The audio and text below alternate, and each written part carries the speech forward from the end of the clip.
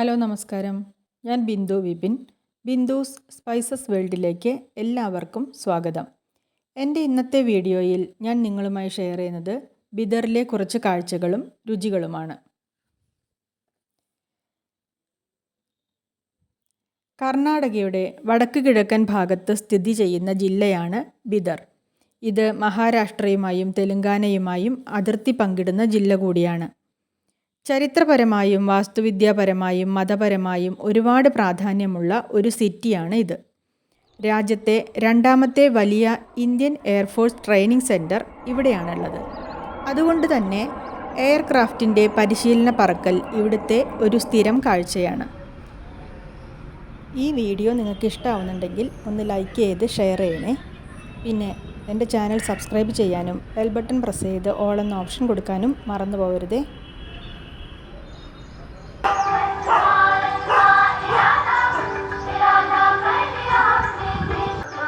ഈ കേൾക്കുന്നത് ബിദറിൽ waste collect ചെയ്യാൻ വരുന്ന വാഹനത്തിൽ നിന്നുള്ള പാട്ടാണ്.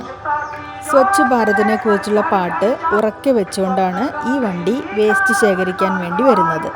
ഈ പാട്ട് ദൂരെ നിന്നും കേൾക്കുമ്പോൾ തന്നെ എല്ലാവരും സ്വന്തം വീട്ടിലെ വേസ്റ്റ് എല്ലാം എടുത്ത് പുറത്ത് കൊണ്ടുവന്ന് ഈ വണ്ടി വരുന്നതും കാത്ത് നിൽക്കും. അപ്പോൾ വേസ്റ്റ് കൊടുക്കാൻ വേണ്ടി ഇന്ന് ജിഞ്ചു ആണ് കേട്ടോ അവിടെ പോയി നിൽക്കണത്. വണ്ടി വന്നിട്ട് ജിഞ്ചു വേസ്റ്റൊക്കെ വണ്ടിക്കാരന് കൊടുത്തു. ഇതിൽ പ്ലാസ്റ്റിക്കും കിച്ചൺ വേസ്റ്റും എല്ലാം വേറെ വേറെയാണ് അവർ ശേഖരിക്കുന്നത് കേട്ടോ. ആഴ്ചയിൽ 2-3 പ്രാവശ്യം ഈ വണ്ടി വേസ്റ്റ് കളക്ട് ചെയ്യാൻ വേണ്ടി വരുന്നുണ്ട്. ഒരു വണ്ടിയിൽ ഒരു ഡ്രൈവറും വേസ്റ്റ് കളക്ട് ചെയ്യാൻ ഒരാളും ഉണ്ടാകും.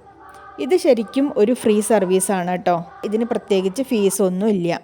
ഇത് മുനിസിപ്പാലിറ്റി ചെയ്യുന്ന ഒരു സർവീസാണ്. ഇനി കാണാൻ പോകുന്നത് ഇവിടുത്തെ ടോംസ് ആണ്. ടോംസ് എന്ന് പറഞ്ഞാൽ ശവകുടീരങ്ങൾ. ബിദറിൽ ഏറ്റവും കൂടുതലായി കാണാൻ കഴിയുന്നത് ടോംസ് തന്നെയാണ്. ഈ ശവകുടീരങ്ങൾ സന്ദർശിക്കാതെ ബിദർ യാത്ര പൂർണ്ണമാകില്ല. ബിദറിലുള്ള പ്രധാനപ്പെട്ട ടോംസ് ബഹ്മനി ടോംസും ബാരിസ് ഷാഹി ടോംസും ആണ്. പട്ടണത്തിൽ നിന്നും കുറച്ച് അകലെയാണ് ബഹ്മനി ടോംസ്. ബിദറിലെ ബസ് സ്റ്റാൻഡിന് തൊട്ടടുത്താണ് ബാരിസ് ഷാഹി ടോംസ്. ബാരിസ് ഷാഹി ടോംസിൻ്റെ കവാടം കടന്നെത്തുമ്പോൾ നമ്മൾ ആദ്യം തന്നെ കാണുന്നത് അലി ബാരിസ് ഷായുടെ ശവകുടീരമാണ്.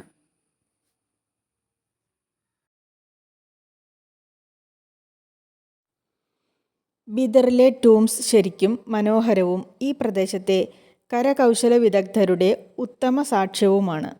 പക്ഷേ ഇവയൊന്നും അർഹിക്കുന്ന പ്രാധാന്യത്തോടെ സംരക്ഷിക്കപ്പെടുന്നില്ല എന്നത് സങ്കടകരമായ വസ്തുതയാണ്.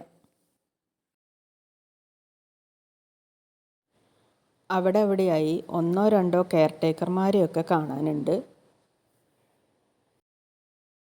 അല്ലാതെ ഇതിനെക്കുറിച്ച് പറഞ്ഞു തരാൻ ഇവിടെ പ്രത്യേക ഗൈഡിനെയൊന്നും നമ്മൾ കണ്ടില്ല കേട്ടോ. ഇവിടെ ഇങ്ങനെ ധാരാളം ടോംസ് കാണാം കേട്ടോ. ഇത് പേർഷ്യൻ രീതിയിൽ നിർമ്മിച്ചിട്ടുള്ളതാണെന്നാണ് നമ്മളവിടെ അന്വേഷിക്കുമ്പോൾ കെയർടേക്കർമാരൊക്കെ പറഞ്ഞു തരുന്നത്. എന്തായാലും ബിദർ സന്ദർശിക്കുകയാണെങ്കിൽ നിർബന്ധമായും കണ്ടിരിക്കേണ്ട ഒരു സംഭവം തന്നെയാണിത്.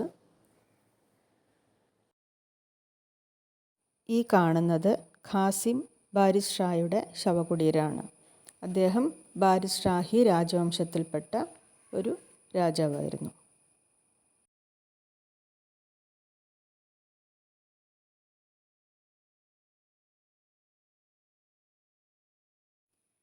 വിജനമായി കിടക്കുന്ന ഏക്കർ കണക്കിന് ഭൂമിയിലാണ് ഇതൊക്കെ നിർമ്മിച്ചിട്ടുള്ളത്.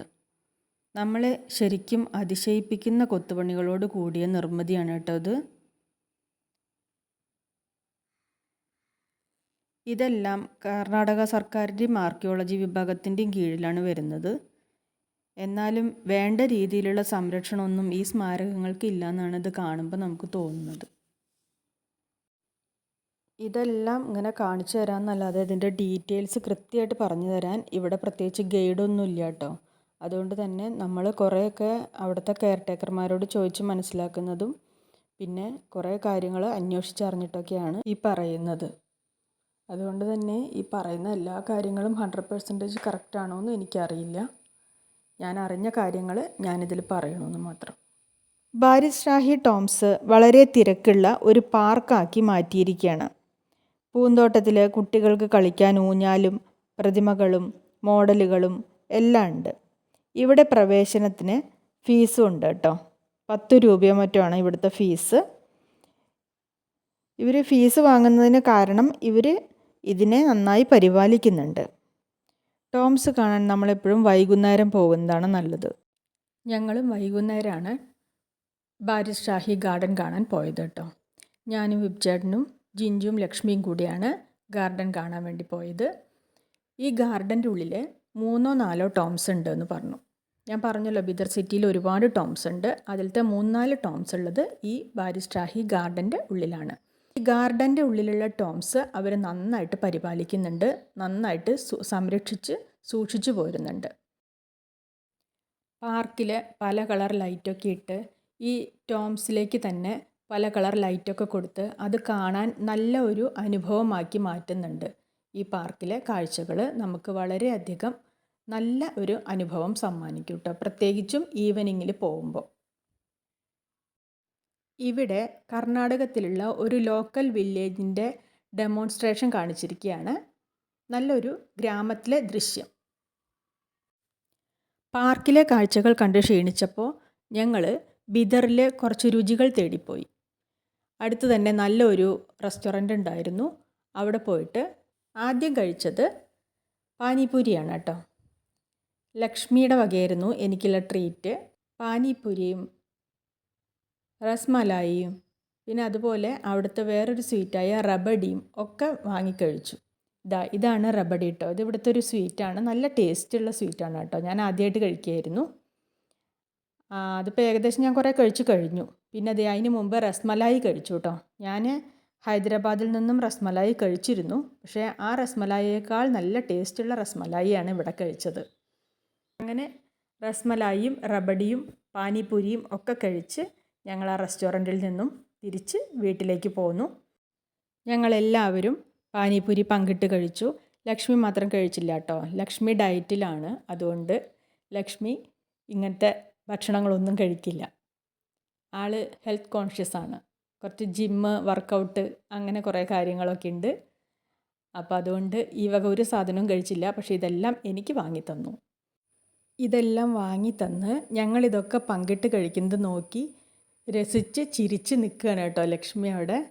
കാരണം എന്താണെന്നറിയോ, ഇന്ന് ഞങ്ങളുടെ ബീദറിലത്തെ ലാസ്റ്റ് ഡേ ആണ്. ഞങ്ങൾ തിരിച്ച് നാട്ടിലേക്ക് പോരുകയാണ് കേട്ടോ. ഇന്ന് രാത്രി ഏകദേശം ഒരു 1:30-2 മണിയോടുകൂടി ബീദറിനോട് വിട പറഞ്ഞു. ഞങ്ങൾ ട്രെയിനിൽ കയറി. രാവിലെ 5:30-ക്കായിരുന്നു ഞങ്ങളുടെ ട്രെയിൻ. കാലാബുർഗ് സ്റ്റേഷനിൽ നിന്നായിരുന്നു. അപ്പോൾ അവിടുന്ന് ട്രെയിനിൽ കയറിയിട്ട് ഇതാണ് ഞങ്ങളുടെ കമ്പാർട്ട്മെൻറ്റ്, ഞങ്ങളുടെ സീറ്റൊക്കെ ഇതാണ് കേട്ടോ. രാവിലെ 5:30-ക്ക് കയറി ഞങ്ങൾ പിറ്റേന്ന് പുലർച്ചെ 1:30-ക്കാണ് തൃശ്ശൂർ റെയിൽവേ സ്റ്റേഷനിൽ ഇറങ്ങിയത്. അപ്പോൾ എൻ്റെ ഹൈദരാബാദ് ബിദർ യാത്ര ഇവിടെ അവസാനിക്കുകയാണ്. ഇത്രയും നാൾ എൻ്റെ എല്ലാ വ്ളോഗും കണ്ട് എനിക്ക് സപ്പോർട്ട് തന്ന എല്ലാവർക്കും ഒരുപാട് നന്ദിയുണ്ട്. അടുത്ത വീഡിയോയിൽ വീണ്ടും കാണാം. അതുവരെ എല്ലാവർക്കും നന്ദി, നമസ്കാരം.